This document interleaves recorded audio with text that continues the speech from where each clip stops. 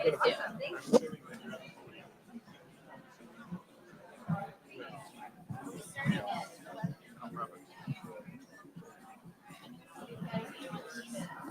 I think she will let you know when things are ready. Yeah, we're live streaming. Okay, let me turn my phone off. What silence your phone? We all know that. I always set my phone on silent. That's why it's never gonna hold me.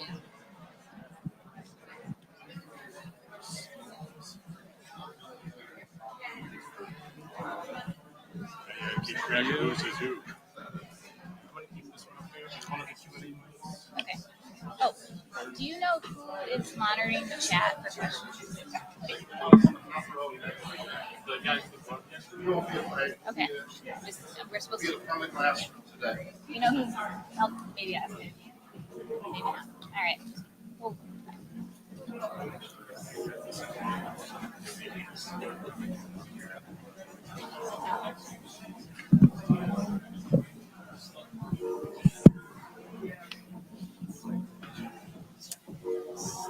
all right, everybody, welcome. We are going to go ahead and get started. My name is Danielle Sheffield Laporte. I'm the principal of Loom Consulting and the very proud board chair of Feeding America West Michigan. I am so honored to be with you all here today, and this is a really important moment for our organization, but really for our community, because we are all here together to launch the Bridge the Gap campaign. So the mission of Feeding America West Michigan, for those of you who might not be familiar, is to provide nourishment and hunger relief resources to our neighbors by amplifying the strength of communities through collaboration and advocacy.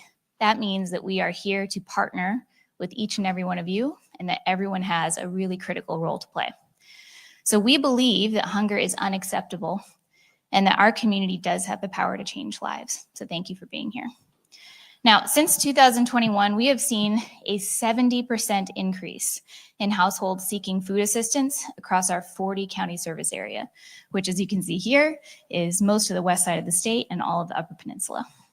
So families, children, and seniors are feeling the impact of the rising costs that we're all familiar with, the federal cuts that have been all over the news, and reduced food donations. So Bridge the Gap is our urgent response to that reality. Now, this campaign is to ensure that we can keep our promise that no neighbor is turned away. So our goal is ambitious. We are trying to raise $1.5 million additional dollars, and these funds will allow us to secure and distribute more fresh, healthy food to keep our mobile and fixed pantries strong, and to continue meeting people where they're at, as we always have, with dignity and with compassion. So, thanks to a very generous early donor, we have a $300,000 match opportunity. So dollar for dollar, we can now double the impact of every gift and help us to reach the goal of our campaign even faster. So today's panel is here to help explain Bridge the Gap in some of the realities of the context we're working in right now. And it's bringing together voices really from across our community, from public policy to retail. We have agency partners and neighbors here who've experienced food insecurity firsthand. So my role as the moderator is to guide this conversation, to help highlight some of the challenges that we're facing, and to help us all explore the ways that we can work together to address them. I will also try to keep us on time. So without further ado, I'll do some quick introductions. First, we have Ken Estelle, the fearless leader of Feeding America. He has served, yes, great. So he has served as president and CEO for the past 14 years, leading an organization that distributes more than 26 million meals worth of food each year to over 800 charitable agencies across 40 of our counties. Before transitioning to nonprofit leadership, Ken spent 32 years in the aerospace and defense industry, holding senior executive roles with Honeywell, Smiths Aerospace, and Rockwell Collins. But he has been a longtime anti-hunger advocate. He and his wife, Kathy, have been deeply involved in mobile pantry operations and community service for decades. He also serves on multiple boards and committees dedicated to food security and community well-being. So Anna Fisher is next. She is the director for Healthy Communities at Public Policy Associates, where she leads projects helping public agencies, local governments, and nonprofits increase their impact through program and policy change. She brings 15 years of experience in public policy research, program evaluation, strategic consulting, and facilitation. She joined PPA in 2018. Previously, she was a nutrition policy advocate in California, contributing to legislation that expanded access to school meals for over 650,000 low-income students. She's dedicated to community service. She served on the Environmental Commission of Meridian Township, co-founded the Eastside Lansing Food Co-op, and she's participated in the Michigan Good Food Charter Council. So Ms. Fisher holds dual master degrees from the University of Southern California and is a fellow in the Michigan Political Leadership Program at Michigan State University. Thank you, Anna, for being here. Drew Beardsley is the Vice President of Government Affairs for the Michigan Retailers Association. He is responsible for representing our retail industry before the state legislature and advancing the industry's public policy priorities. Drew has over a decade of experience in state government, serving in policy roles in the House, Senate, and executive branch departments. Most recently, Drew served as the Director of State Policy for the National Pork Producers Council, managing state-level lobbying activities and political efforts in multiple states. Thank you, Drew. Now, Cheryl Youngquist is the Director of Operations at Love in Action, one of our partners. Love in Action is a ministry dedicated to supporting neighbors in need through a network of church partners, volunteers, and community organizations. For more than 20 years, Cheryl has served the ministry, first as a committed volunteer and for the past 7 years as a valued member of staff. Love in Action unites community resources to provide food, clothing, medical care, shelter, and other essential services. In Ottawa County, the organization operates multiple food programs, including a mobile pantry, a fixed pantry, a backpack program, and a co-op. Thanks, Cheryl, for coming. And Amanda is a longtime Tri-Cities resident where she lives with her family. Over the years, she's participated in Love in Action's food programs, including the mobile pantry and fixed site pantry, and she is currently a member of the co-op. In her free time, she enjoys cooking and exploring new recipes with her family. She first connected with Love in Action's Director of Operations, Cheryl, during a time when her family really needed support accessing food. Amanda, thank you so much for sharing your voice today. And thank you to all of you for being here, for being willing to listen well, and to be part of the solution with us. So, no further ado, let's get started. Ken, I'm going to kick the first question to you. What led to the launch of this campaign? Well, there's a number of things, and I think one of the things I would say is part of the reason for this gathering is everywhere I go, I get asked what's happening, what's happening with the food bank, how are you doing? I get a lot of questions. So part of what we want to do today is share that information and why we think this campaign is so important. But basically, what we're calling it is the perfect storm, where we have unprecedented need, we have food cancellations and food issues, and we're also looking at assistance changes and food assistance programs. And so that is what really brought it up, is everything kind of coming together at the same time. So if you look at the unprecedented need, like Danielle had said, since 2021, and I took 2021 because that year we were basically at a pre-pandemic food distribution level. Pandemic happened in 2020. There was lots of assistance programs that kicked in, if you recall, in later 2020. 2021, we saw things stabilize a bit. And so that was kind of the reference point. And so we compare that to where we are the last 12 months, and we've actually had people coming over 71% more times to get food than we did over that 5-year period. So a really dramatic increase. And that included 100,000 families, just additional families in the last 12 months with our mobile program. So we're really seeing this unprecedented need. And part of it was driven in 2022 when they basically terminated a lot of the COVID assistance programs. So we saw a big spike in need there. But then it came right on the back. We had inflation really kick in. And so if you look at grocery prices, which is just one element, because everything was going up, but basic needs especially. So grocery prices went up 25% over that same time frame. If you went outside to eat, it went up 28%. So you combine the pandemic reduction in the benefits with compounding inflation, and that really is what driving unprecedented need to a point that we've never seen in the history of our organization. Then in addition to that, we had food issues with federal USDA food cuts. We get a lot of food, as about 30% of our food comes through USDA food assistance programs. One of those is called a TFAP, the Emergency Food Assistance Program. And we were informed earlier this year that about 32 truckloads of food was canceled, just terminated. That was valued at about $856,000 worth of food that was just gone.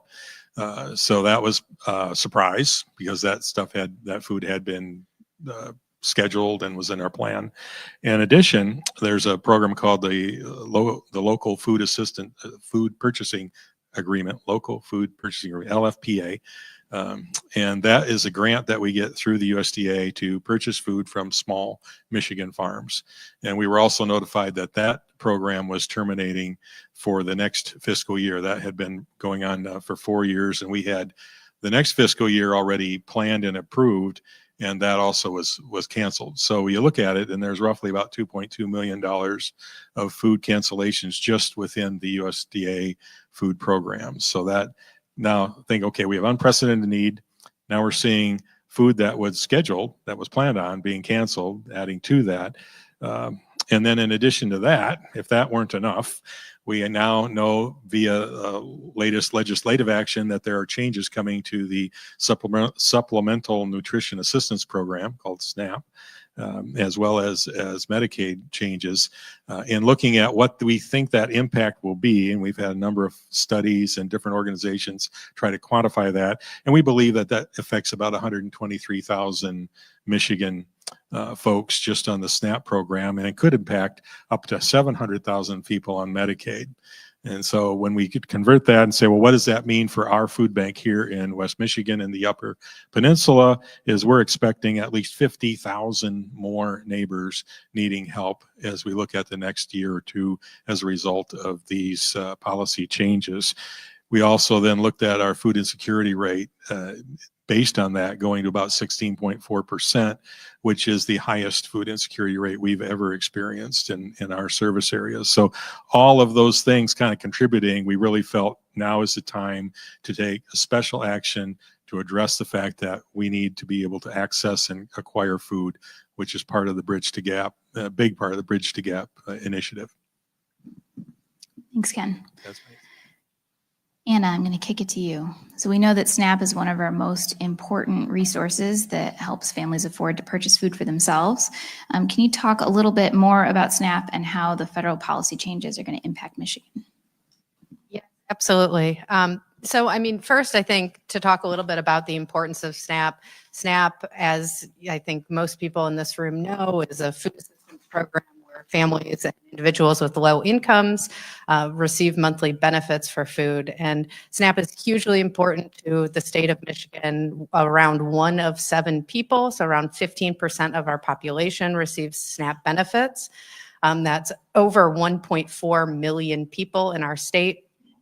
SNAP has been shown to, help improve people's health and food security. In addition, SNAP helps reduce poverty. So there is my In and out. going in and out. We trade. Okay. Is this one better? Yeah, maybe. Okay. Yep. All right. Well, somebody raise their hand. Don't move. Yeah, I'm not going to move. Raise your hand if you can't hear me. Okay. So another really important thing about SNAP is that it helps lift people out of poverty, right? So there is some research, I think this was pre-pandemic research, but it showed that 232,000 people, including 101,000 children, SNAP helped lift them out of poverty annually. SNAP also supports jobs in the economy. So these are federal funds that are coming, from the federal government into our state. And I know someone else will be speaking more on that later. So I won't get into great detail on that, but definitely important to people's health and well-being, food security, and helps lift people out of poverty. So right now we are really facing historic cuts to the SNAP program. So to tell you, a little bit about that, I think one of the big changes to SNAP is more stringent work requirements. So more people, it is currently there are work requirements for able-bodied adults in SNAP, or some able-bodied adults in SNAPs, right? So there will be now more stringent work requirements, meaning that people are expected to stay in the workforce up to 64 instead of 54, and that families with teenagers, so families with children ages 14 to 17, will also be expected to stay in the workforce and meet certain work requirements in order to continue to receive SNAP. So there are real risks of older adults, so those in the 55 to 64 age range, and for our families with teens to lose their SNAP benefits. And this isn't necessarily because they aren't working. In some cases it could be that, but we know that a lot of able-bodied adults are working. And what we've seen from other work requirement policies and in different programs is that a lot of people miss out even if they are working, because it's onerous, it's confusing to have to fill out that paperwork and to have to continue to verify your employment or other activities. So we expect, some of those people to lose their SNAP benefits. In terms of the impacts, I'd say, and one other really big change to the SNAP program is that a lot of the federal funds, a lot of the funding that used to be coming from the federal government will no longer be coming into the state from the federal government. So the state is going to have to figure out how to cover those funds. An early estimate of what that might mean to the state was something like $890 million annually. Now, that was an earlier version of the bill, so it may be less than that now, but it is still hundreds of millions of dollars that the state is going to have to figure out, if how they cover that, or are they going to have to further reduce benefits or eligibility, increase taxes, move money from other programs, or some combination of that. So some very big risks and unknown exactly what will happen in that regard. I think, we heard a stat earlier in terms of the number of people that may lose their access to SNAP altogether. We also have some estimates that say around 211,000 families will be losing $25 or more a month of their SNAP benefits. And of those families, the average loss will be $159 a month. So that is a huge amount of money for people that are, use that money to afford nutritious food. And another stat from Feeding America is that and I'm sure they can maybe speak in more detail on this, but for every one meal served by Feeding America, 9 are provided by SNAP. So if there are those large cuts to SNAP, who fills that gap in those meals? And I think we can expect that there will be even further, burden and strain on the charitable food system on food pantries to fill those gaps in cuts to the SNAP program. Thank you, Anna. So Anna and Ken have just illustrated a lot of the big systems impacts that our current state is putting us in, but we want to hear a little bit more about what does that mean on the ground when we're serving neighbors in need. So Cheryl, from everything we've heard so far, can you talk a little bit about what you and your volunteers are experiencing? Sure. There's a lot of concern for the what if, not knowing if the programs that our friends have relied on will continue. I have seen, and I am very grateful for Feeding America, stability during these last few months. The mobiles are continuing. Food is available for purchase and through their donation programs. So we have been able to continue. In April, when a lot of our community friends and a lot of this was starting to hit the news, they were asking about the continuation of mobiles. We usually publish a 6-month mobile schedule that we hand out to a lot of our friends so they can put it on their refrigerators and know when the next mobile will be. We have learned that print is a very good mode. And in April, when the questions started coming and everyone was nervous, we published the schedule through the end of this year and handed it out to everyone and said, this is our plan. And our mobiles are still coming. We have one tomorrow. We've had 3 months of consistency. And yes, there have been some changes. There might not be quite as many pounds, but the food is still flowing. The fresh stuff is still coming. For me, in the community that I work in, I have seen the blessing of people pulling together. I've had in the last month 2 churches ask if they could start a pantry. The answer to them was no, we've got those covered, but we need a host site for Backpack Blessings. And tomorrow or the next day, we will probably have that spot filled. I've been able to add a new community partner that's going to supply bread for us starting next week. People are stopping in and saying, what are the gaps? What is the food we need?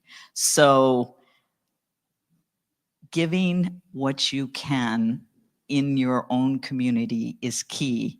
Our mobiles are done a little differently. Our community and our businesses support them. They underwrite the cost of them. And so we have a system of 24 mobiles in one location that is very predictable, that we have our community supporting, and anyone that sponsors it is asked to send volunteers. So then people are able to come, rub elbows, bridge the gap, see the faces, see the need, and understand what's going on in our community. And everyone sharing together in this is making an impact, is helping us keep moving. And without Feed America, it wouldn't happen. And gratitude, we have people that keep saying in the last few weeks, they are grateful for what is being done. And I can say that for all the partners that we work with, some which I see here in the audience. We're all working together, but that giving thanks, appreciating the people on the ground, because it is a hard time. It's a stressful time. I had a woman that met me in the parking lot the other day, and she said, if we look at what we have and we share what we can, we will get through this. And that is my comment on, we just all need to keep working in community. Thank you so much, Cheryl. Amanda, I appreciate you being willing to be here and to share some perspective and to share your family story. Can you talk a little bit about what it's like to manage a household on a fixed budget? A lot of people might not realize some of the practicalities of that. What kinds of choices are you having to make now that you weren't necessarily having to make before? I'm first going to, can you hear me? Yes. I am first going to focus on the choices and sacrifices that my children specifically have had to make. Besides sacrificing their health by having often to choose the cheaper, unhealthier foods just to fill up on, and because of the high cost of lean meat, it is very difficult for us to get adequate protein into our diets. Protein being very important to my sons because they are both athletes of multiple sports. My daughter is mildly disabled. She can become easily sluggish and fatigued throughout the school day or any lengthy activity. Her ability to receive proper nutrition is super important as we prepare her towards an independent, self-reliant future that I believe she is capable of. Food insecurity greatly affects their physical health, mental health, and their academic success.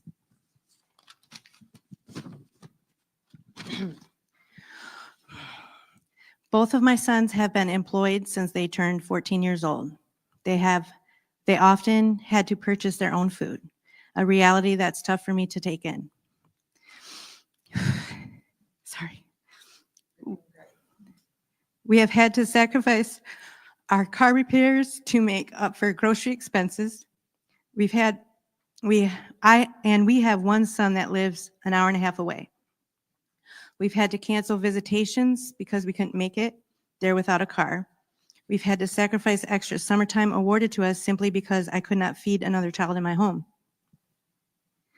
Rarely can we contribute to their sports registration fees or equipment. Sorry. They've had to bargain with their coaches to work off the prices of wrestling and rugby shoes.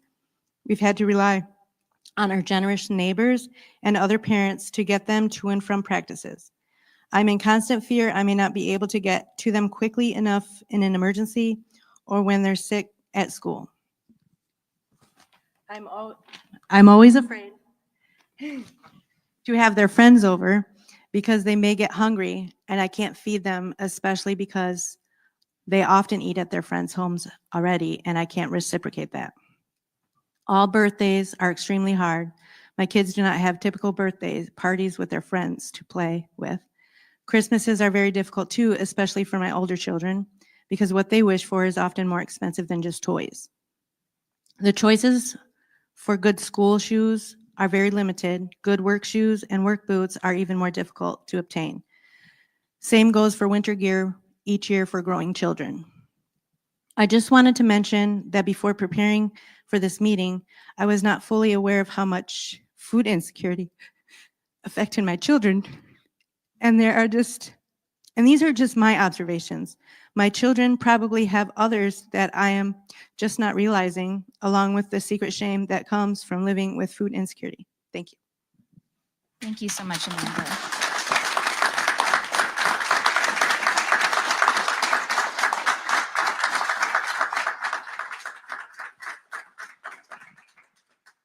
It's incredibly brave of you to be willing to share your story and to help invite everyone else here to say yes to what Cheryl was saying, when every single person can band together, because we know that hunger is unacceptable and that your family's, your family has the odds stacked against them in a very unfair way. And that's why we're here today.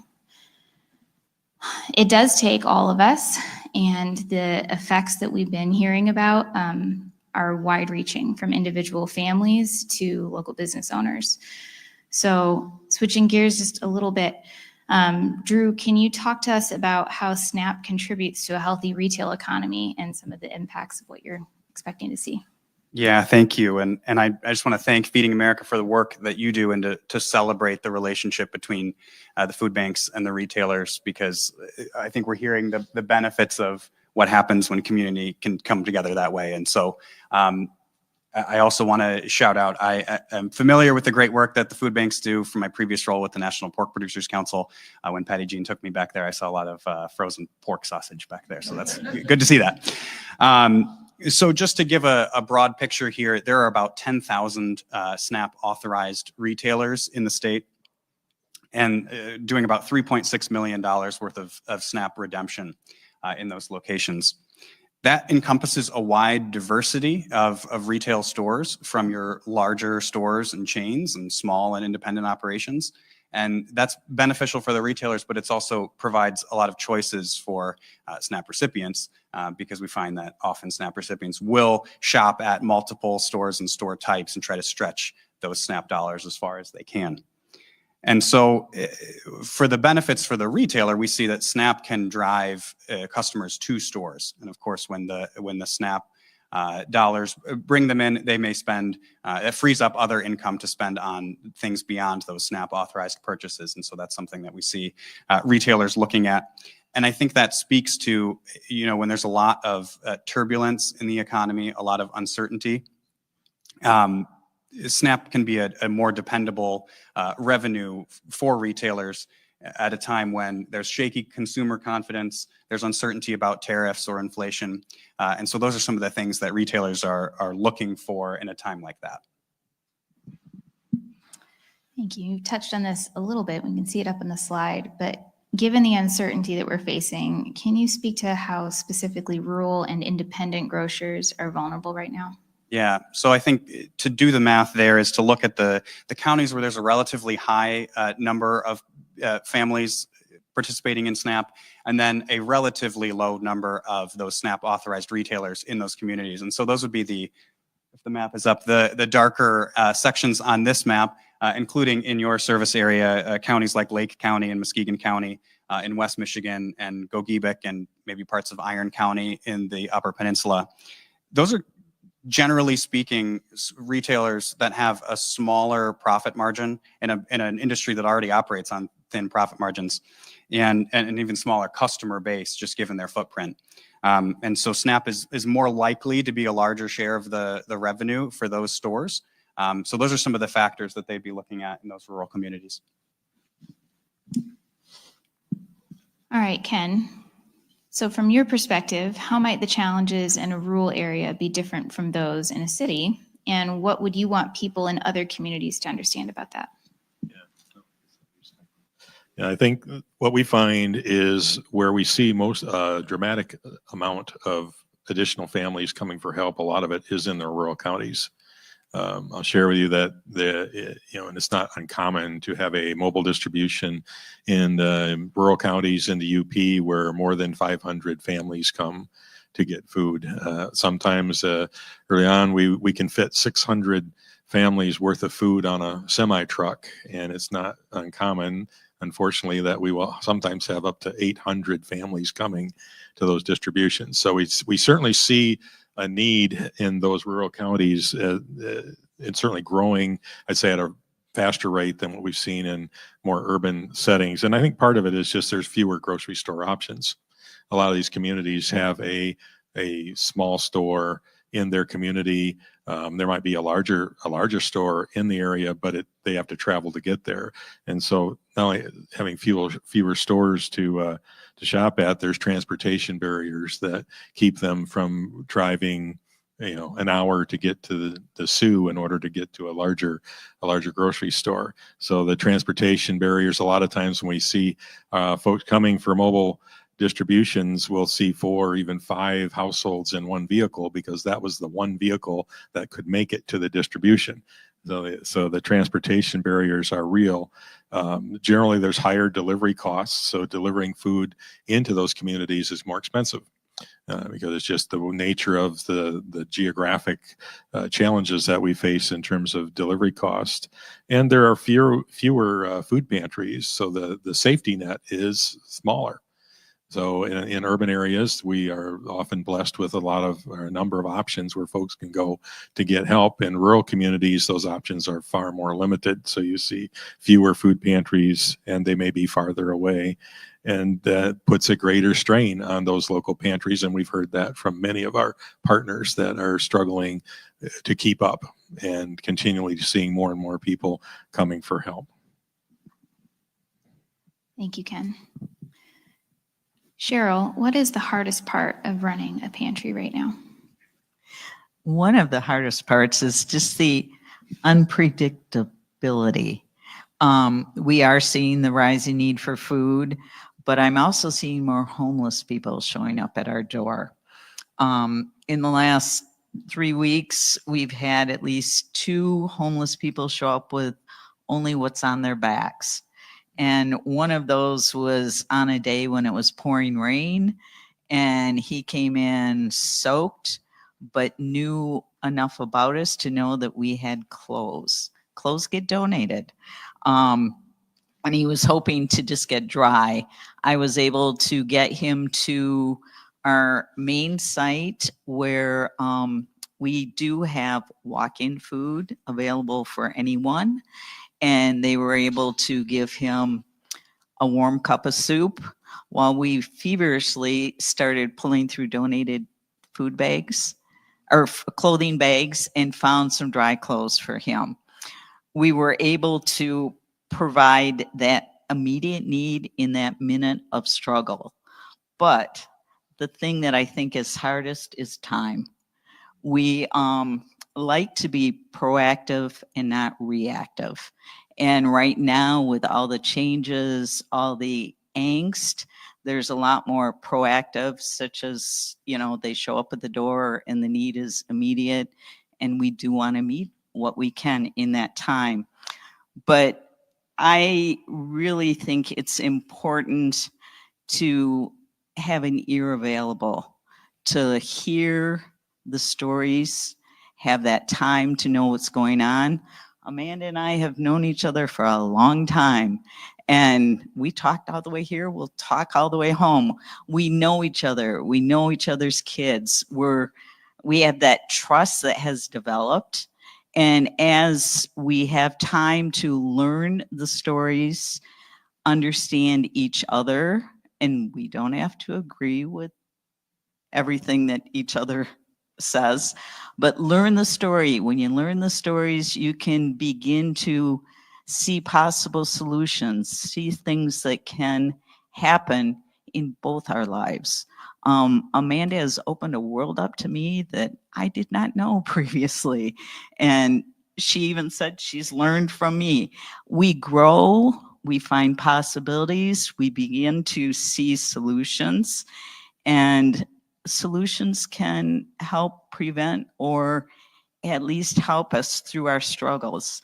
And I think that that time factor with everything else that's going on is a key thing that we just don't have enough of as we're working through all this. So when Amanda gets the mic again, she will talk about what healthy food and connection over time can do. Thank you so much, Cheryl, for reminding us in the middle of thinking about the challenges of very hard personal budget decisions, stores that don't have the resources they need anymore, lowered food quality and quantity at their food pantries, that the strength of community and relationships really does go a long way. But we haven't even talked about healthcare yet. So to add one more layer, Anna, could you talk to us about how federal policy changes to Medicaid are expected to impact access to food for Michigan residents? Yes, thank you. And, I really appreciate the opportunity to answer that question, because I think that's, I don't know if it's on everyone's radar, right? I mean, we talk about cuts to SNAP, and SNAP is a food program, and Medicaid is our public health insurance program, right? But I think it is a really important thing for us all to be considering the impacts of cuts to Medicaid on food access in our state. So, I mean, and it's not just Medicaid cuts. There are larger health care cuts, including to the Affordable Care Act program. Estimates are that there are $1 trillion in spending cuts over 10 years to health care through the new federal regulations, the legislation. And so the impact to Michigan, Medicaid is extremely important to Michigan. There are 2.6 million Michiganders that receive health insurance through Medicaid. That's about 23% of people in the state. So almost 1 in 4 people in our state that are receiving coverage through Medicaid.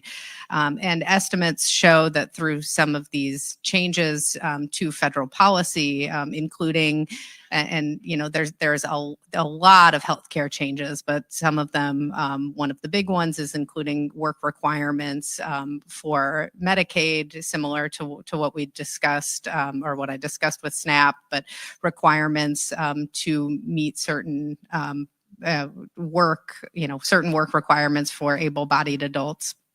And estimates, I think people at the state is still figuring out exactly how much this is going to cost the state. So that 1 trillion estimate is a national estimate, and similarly exactly what that's going to look like for people. There are some estimates that 700,000 people could lose healthcare coverage. I've also seen 200,000, but I mean, either way, this is, once again, hundreds of thousands of people that could lose coverage. And one really important point is that we're talking about a lot of the same people that may be losing SNAP coverage. So there 67% of people that are on SNAP are also covered by Medicaid.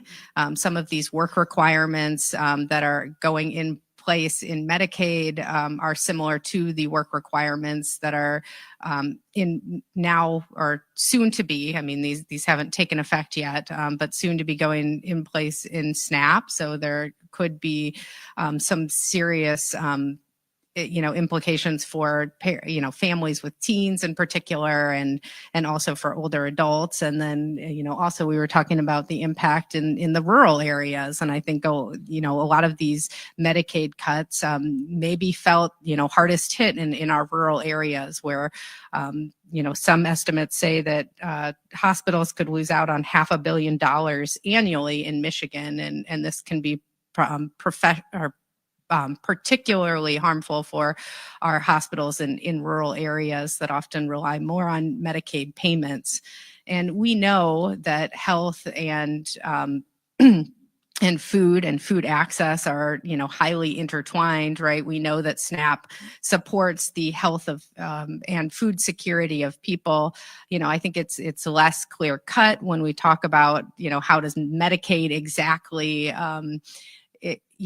impact health. There is some research to show that Medicaid expansion may have impacted food or helped with food security for certain groups of people.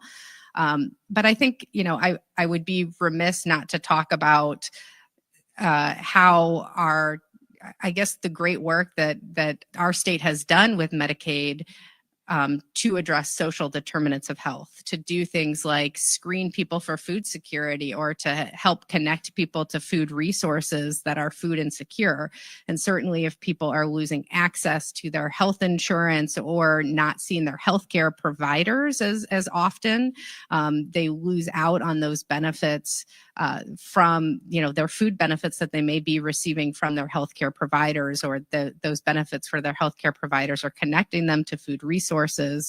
And I think one of the biggest things, and we heard this story, so I don't think I need to talk about it too much. And thank you, Amanda, for sharing your story. Is that when there are strains on finances, sometimes really impossible decisions have to be made. Decisions about, do I see my healthcare provider? Do I take my medication, or do I buy food for my family? And I think those are some of the real risks that we're seeing from cuts to both Medicaid and SNAP. Thank you, Anna. Amanda, we'd like to give you an opportunity to speak again exactly about that. We know that there are very difficult choices that have to get made, but when you think about your hopes for your family or for your future, what does access to consistent, nourishing food make possible? Because of the type of food that Feeding America provides, the improvements to our physical health have been tremendous and beyond what I thought we were capable of. I have greatly improved all of my levels I get tested for annually for my chronic conditions. Nearly all but one test have moved to the healthy normal range. I take less medication than I have for 15 years. My husband, who is older than me, takes zero medication, zero. He has also returned to a healthy weight, having lost around 50 pounds on this new diet alone. Feeding America has exposed us to lean proteins, fresh produce, and whole grains that were non-existent in our diets before. This has trickled down to our children. We have developed a type of food culture in our family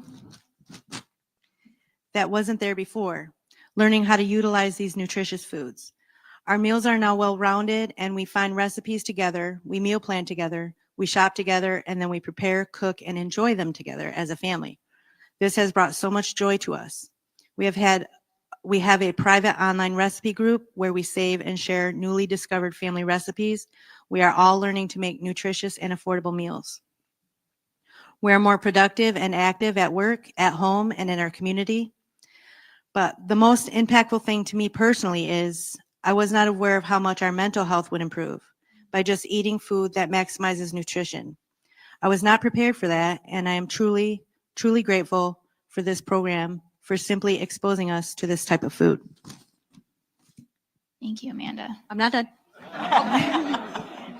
Sorry, This is important. I believe it. We have a sense of restored hope where we have been able to take back our dignity and our beliefs of what we are all capable of. Our ultimate goal is to continue these improvements of our overall health and keep our quality of life evolving, but also to help our community to move forward as well. Thank you. Thank you, Amanda, so much.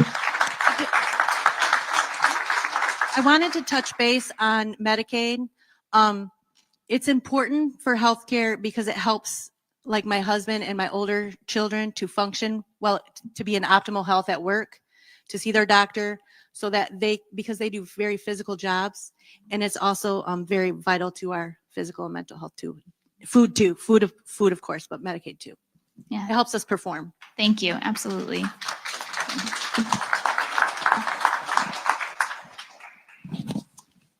So Ken, leave us with some hope and some next steps. How will the money raised make a difference? And what would it mean for our neighbors if we can't raise it? Well, a couple of things. Obviously, with all of the things that we just talked about relative to the need, the ability for us to get the food that we need, we are purchasing a lot of food.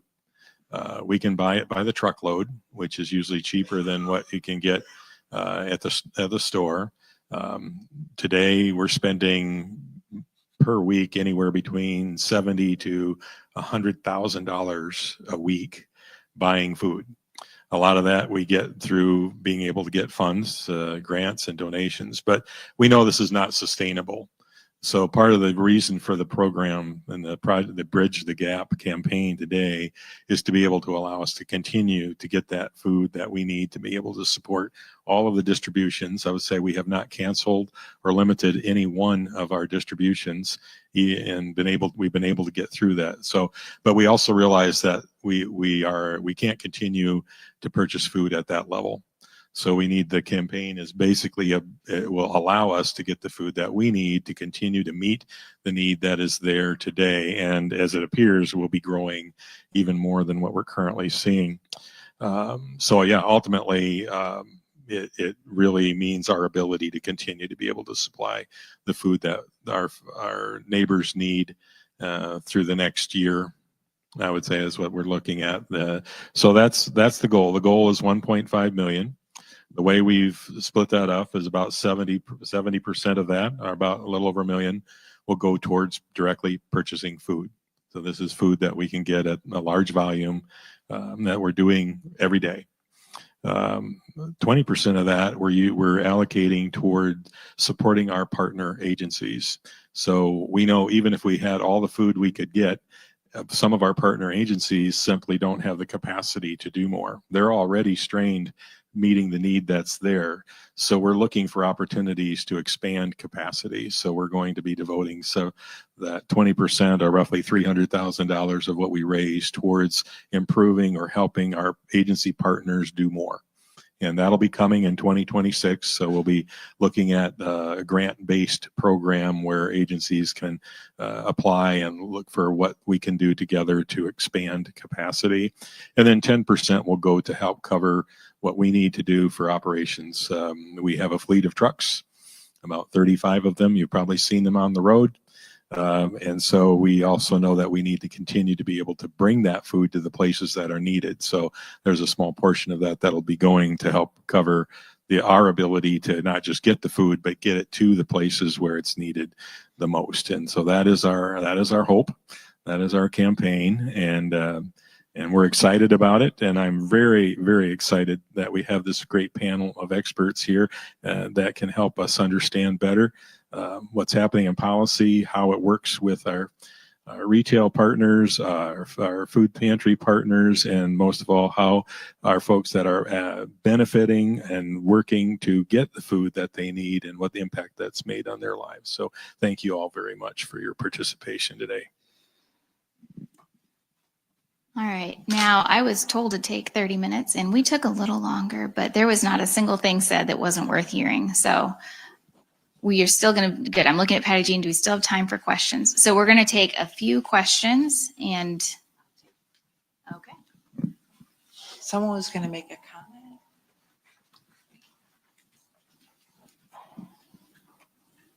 Go ahead. I don't have a comment, but I have a question. There was a slide in the presentation when titled historic SNAP cuts. There were some figures about what the average reduction in SNAP benefits would be. Are those national? Is that a national estimate or a Michigan specific? That's a great, yes, I have a microphone. So that's a great question. Those estimates are Michigan specific. I will say that there is some nuance to those estimates, meaning that $159 average loss is the estimated monthly benefit loss to people that lose $25 or more. So some people will see smaller benefits loss, and for the people that are seeing a larger benefits loss, that averages, I believe it says $159. Who's the source? The source is, let's see, I think it is the Center for Budget and Policy Priorities. I have it in my slides. Yeah, It was not in that slide. I think it was in the my notes of the slide. So the average SNAP benefit source is was from MDHHS, and the average SNAP cut was, I can follow up. yep, okay. If you give me your card. Yep, And then happy to send that Just over. another question. So I'm trying to explain the SNAP cuts to readers of our publication. In a succinct way, can you describe what the eligibility for SNAP is now, and then what it would change to under the federal bill that was signed? Yeah, so great question, and I think right now SNAP. Let's see. I mean, it's eligibility is complex. It's mostly based on assets and also federal, like your proportion of the federal poverty limit. So it's mostly low income folks that are eligible and families that are eligible for SNAP. And right now, there are certain work requirements for able-bodied adults. So I think they can be on SNAP for 3 months out of 36 months, unless they meet certain work requirements. I believe that's 80 hours a month. And those work requirements, as I discussed, have changed. So it used to be that you had to fulfill, if you were able-bodied, you had to fulfill those work requirements until you were 55, or it may have been 54, and now it's up to 64. And also you need to fulfill those work requirements for if you're a family with teenagers, where they used to be not subject to those work requirements with SNAP. So is it just that work requirements are being tightened, or is there a smaller dollar amount that's going to be allocated? So some people qualify now and they will qualify. Is everyone going to receive less? So that, once again, that's a very complex question in terms of, is everybody going to receive less? I can send you some of those estimates there are changes, I believe, to kind of what they call the thrifty food plan, which is kind of how those benefits are determined and kind of how they change from year to year. So I think that does have an impact on benefit amount, or at least purchasing power. Thank you. Another question? Oh,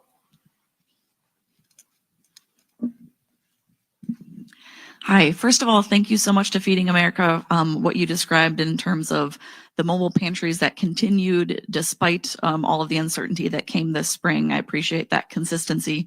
And then, of course, the funding that's needed to keep that consistency in the future.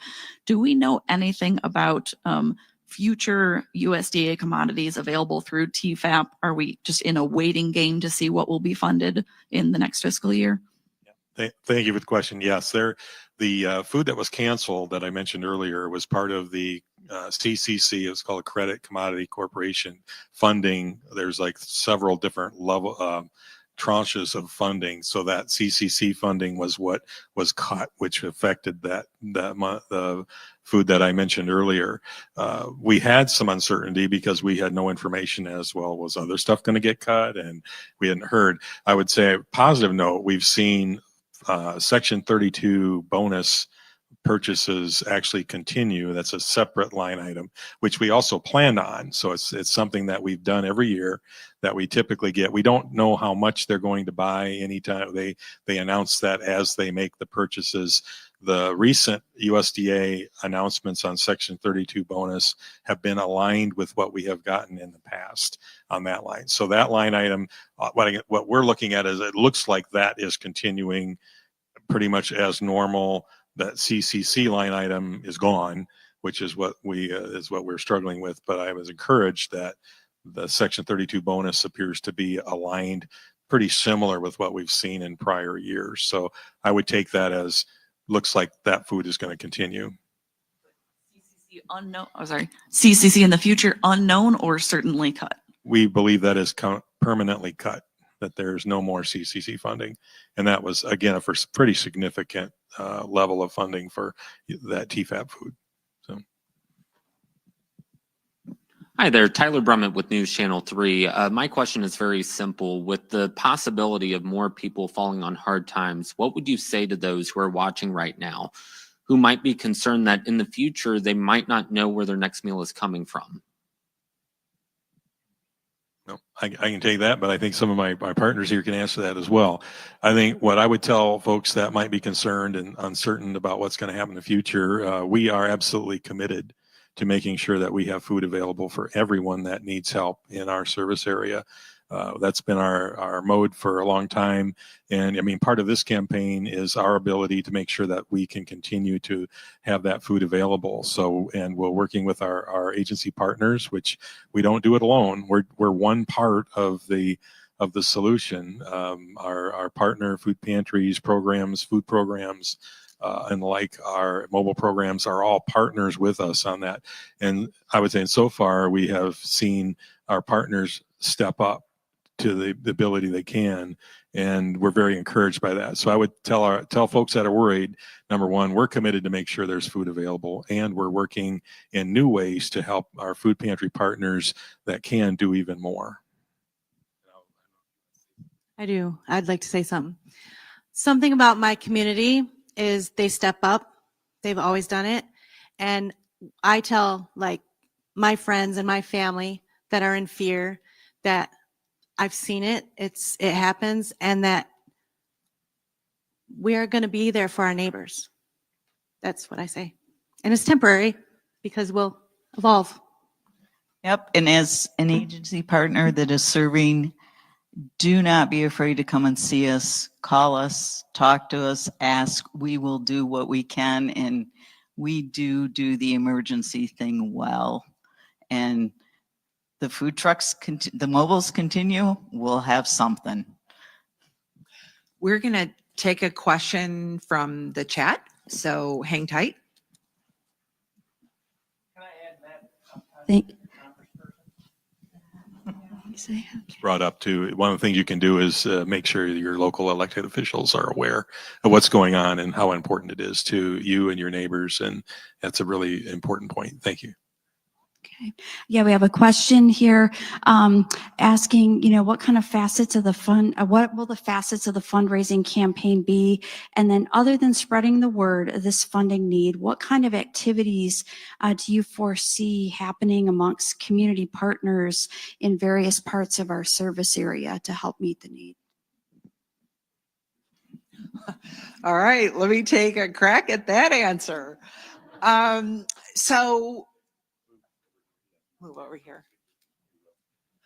My name's Patty Jean McCahill. I'm the Chief Philanthropy Officer here. So the fundraising campaign is actually what we call an omni-channel campaign.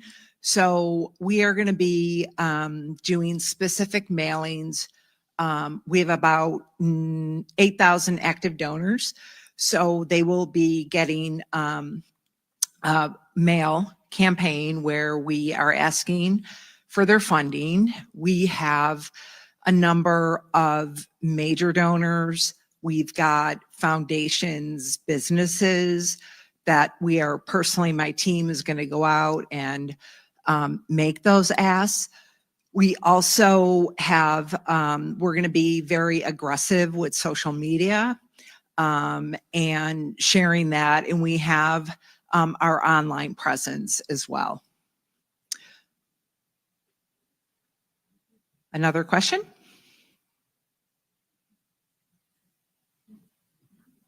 Can I say something? Yeah. I heard the question include what sort of activities would be happening at partner agencies and what can we do besides spreading the word. Just from a personal perspective, I've been honored to serve on the board for 9 years, but also my kids and I volunteer at our mobile at our local church. And aside from sharing our dollars, because when community steps up, that means every person in this room and every person watching stepping up, we can also take the time to show our families that we are all neighbors in this together. And then it's neighbors serving neighbors. And that's been really impactful for me and my family. So we have an incredible volunteer coordinator team here. So if you're interested in helping with mobile distribution, I'd say that's a great place to start. Are we doing one more here? Or? I think we're good. All right. Sure. Said we had a $300,000 donation. Who's it from? She is an anonymous donor. She is from Northern Michigan, and her passion point is sustainable agriculture. So she was really upset about the cancellation of LFPA and wanted to do something. And honestly, we were thinking, what can we do? And I happened to meet with her, and she is the reason why the whole campaign started. And I can't remember, she came up with Bridge the Gap, but yeah, so we're super grateful. She's been a supporter of ours for 25 years. Is it a matching donation or is it an outright donation and now this 1.5 million has at least No, it's a match. Yep. Okay. I think if we want media interviews, we are going